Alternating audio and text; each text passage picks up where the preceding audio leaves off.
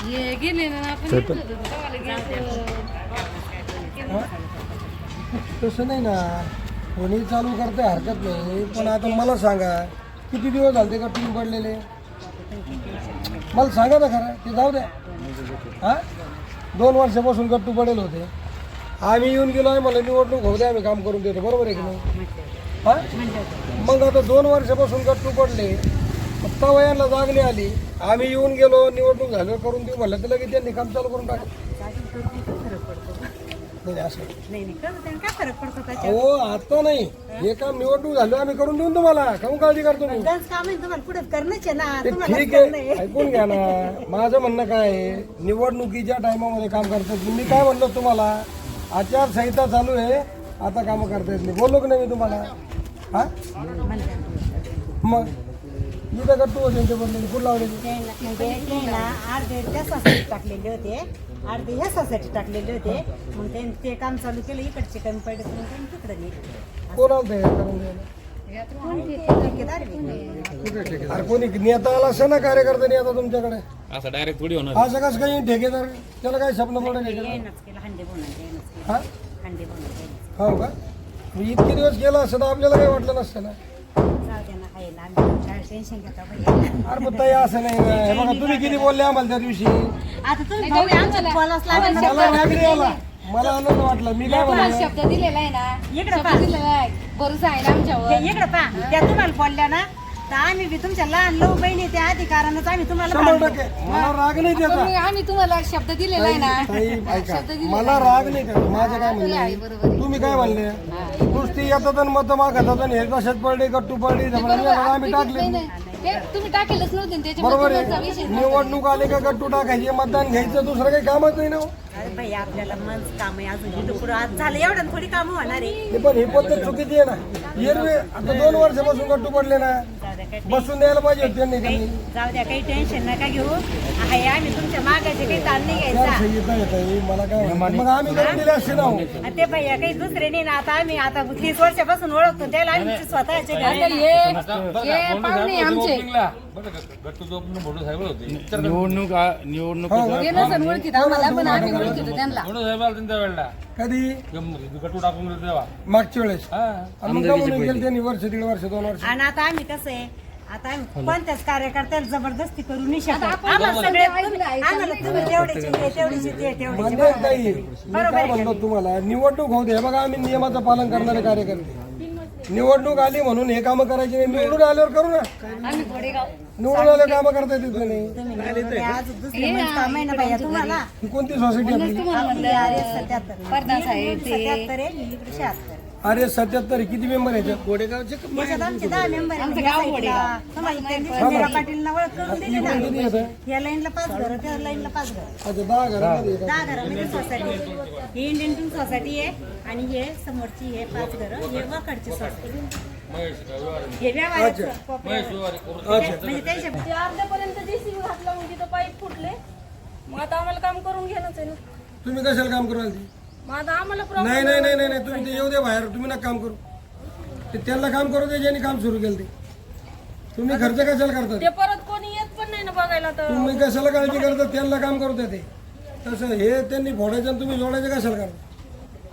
बरोबर आहे, चुकीचं आहे. जेसीबी त्याच्याकडनं फुटला तर हे नळाचं पाईप आता आपल्याच लोकांकडून फुटलं. मग आता आपण काय करणार आहे? काय म्हणतो ताई तुम्हाला? नाही नाही, ते काय झालं त्यांना ना गलतीनं फुटलं आता ते काही त्यांना काही मुद्दाम नाही संघाची फोडलं. लाईन टाकायची होती पहिली, पण ते म्हणे आता हे गट्टू बसायचं आम्हाला, आपण करून घेऊ.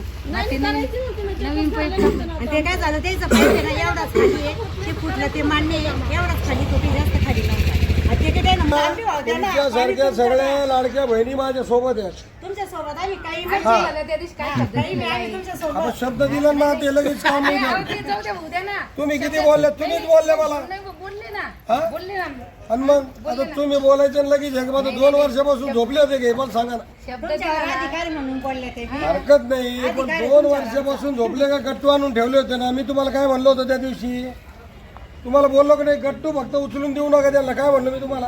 नाही नाही, गट्टू मला माहिती होतं मी येऊन गेलो काय होणार आहे म्हणून. लगेच आम्ही पुढे जात नाही तर लगेच बटन काम चालू करतो. आपल्याला काही माहित नाही त्याचा. तुम्ही निवडून येणार आहे, तुम्ही टेन्शन घेऊ नका. हे काम झाल्यावर दुसरं काम तुम्हालाच करणं आहे ना. काय काम सांगा ना ताई तुम्ही, मी करतो ना. आम्ही सांगणार नाही, तुम्हाला करावं लागणार. आम्ही नाही बी सांगितलं आमचं तरी म्हणणं आहे तुम्ही निवडणूक होस तर हे काम करू नका, जाऊ दे त्यांना भाऊ. सांगून द्या करू नका जाऊ म्हणून. दे भाऊ, द्या ना. कोणी राहिलेलं मी करून देईन, तुम्ही काळजी नका करू.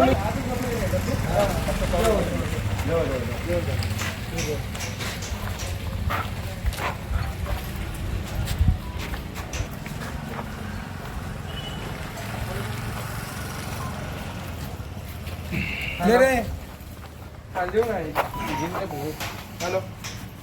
जेवा जेवा जेवा कोण सांगितले काम करायला? कोणत्या सोसायटीला? कोण आहे इथं मला सोसायटीचं? ताई इकडे आहे मला,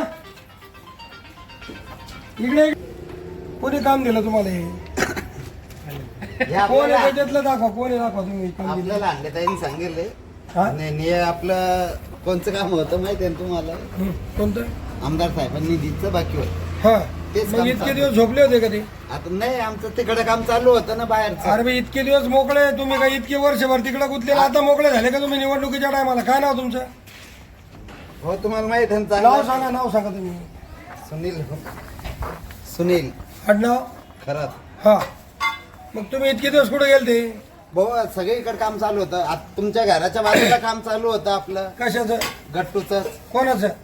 ते सुनील भाऊ चालू होतं तेव्हा ग्रामपंचायतचं. ग्राम कधी? ते तर आता 6 महिने झाले असतील. बरोबर आहे. अरे बाबा, हे गट्टू किती दिवस झाले आणून पडायला? नाही हे तर समजा आता तरीला बी वर्ष 1.5 वर्ष कोणते? हे गट्टू हा 1.5 वर्ष पडेल. पण म्हणजे सगळ्या पहिल्या लोकसभेच्या निवडणुकीला येऊन पडली हातात किंवा का विधानसभेला येऊन पडले तेव्हा ना? हा त्या पिरियडच्या सगळं काम आपले ते चालू होते. हा. तर तसं तसं थोडं काम चालू होते. ह्याची मंजुरी कुठे आहे? ते आम्हाला नाही. आम्हाला अरे ते तुम्ही कसं काय काम सांगितलं- करू राहिले तुम्ही? आम्हाला ते सांगलं ते करत राहतो. नाही नाही नाही, तुम्ही करत राहा. आता तुम्ही बंद करा, हे काम करू नका तुम्ही. नाही तर तुमच्यावर गुन्हे दाखल होतील ना, तुम्हाला सांगतो मी. ते सगळ्यांचे घ्या, फोटो शूटिंग घ्या तुम्ही. अजिबात काम नाही करायचं. ते आमदार सांगून द्या, नाही तर ते पालकमंत्री सांगून द्या, अजून कोणी सांगून द्या. निवडणुकीत त्या टायमाला काम करायचं नाही.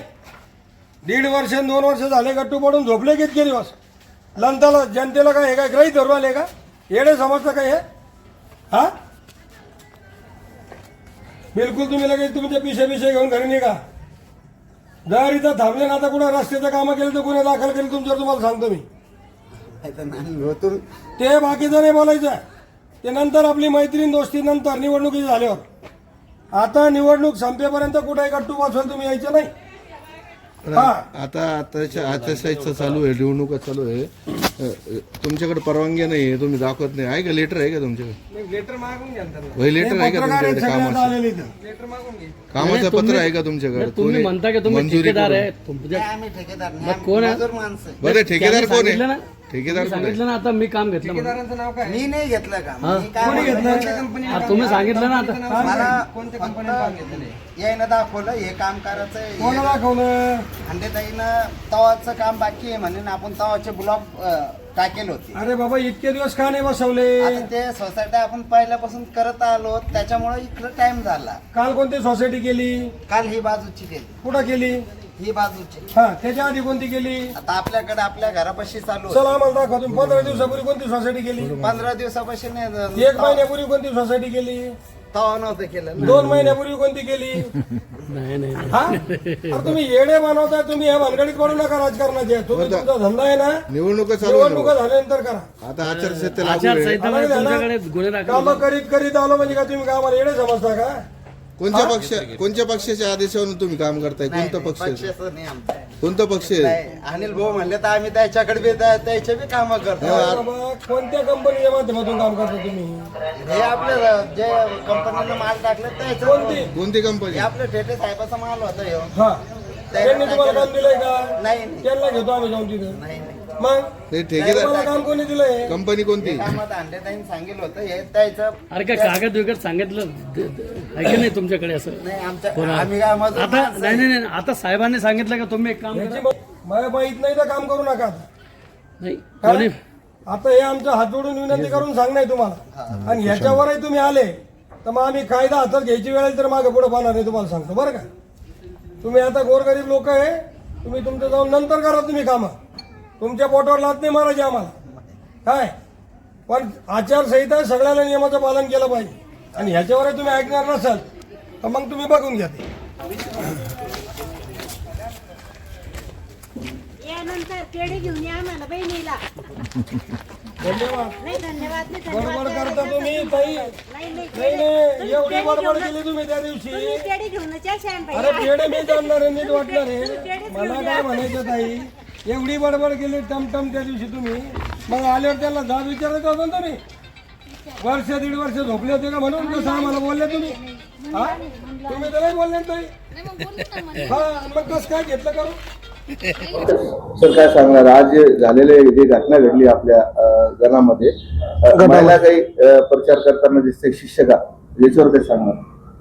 काय आहे आता हे आजच नाहीये, गेल्या 2 महिन्यापासून यांनी सगळे शिक्षक तनवानी शाळेचे असतील, भोंडवे पाटील शाळेचे असतील किंवा त्या ज्ञानभवनचे असतील, हे सगळे कामाला लावलेत. त्यांच्याबरोबर इतर त्यांचे मित्र शिक्षक म्हणजे संस्थानिक आहेत, शिक्षण संस्थानिक, त्यांचा सुद्धा स्टाफ त्यांनी या ठिकाणी बोलवलेला आहे. आणि या सगळ्यांनी म्हणजे सर्रास या अनुदानित शाळा, विना अनुदानित शाळा, हे जे शिक्षक लोक आहे यांचा वापर या ठिकाणी प्रचाराला सुरू केलेला आहे. अतिशय दुर्दैवी बाब आहे. म्हणजे काल तर हाईट झाली. म्हणजे आता यांनी अगोदर यांच्या शाळेमध्ये जिल्हा परिषदेमध्ये सदस्य निवडून कोणता गेला पाहिजे, तर फक्त त्यांच्या शिक्षण संस्थेच्या एकट्या मालकाचं नाव त्या ठिकाणी त्या विद्यार्थ्यांच्या मुखातून घ्यायला लावलं. पालक लोकांना जमा केलं, पालकांना अशा प्रकारे प्रचार करायचा, शाळेचा गैरवापर त्या ठिकाणी करायचा. कुठल्याही पालकाला एक नव्या पैशाची त्या ठिकाणी सवलत नाही. आणि हे त्या पालकांकडून मतदानाची अपेक्षा करताय, त्यांना त्या ठिकाणी टॉर्चर करताय, वेळोवेळी कार्यक्रमाला शाळेत बोलवताय. हे शिक्षक बिचारे आमच्या माता भगिनी त्या सुद्धा तेही परेशान आहे. त्यांना जबरदस्तीने त्या ठिकाणी प्रचार करायला वापरले जाते.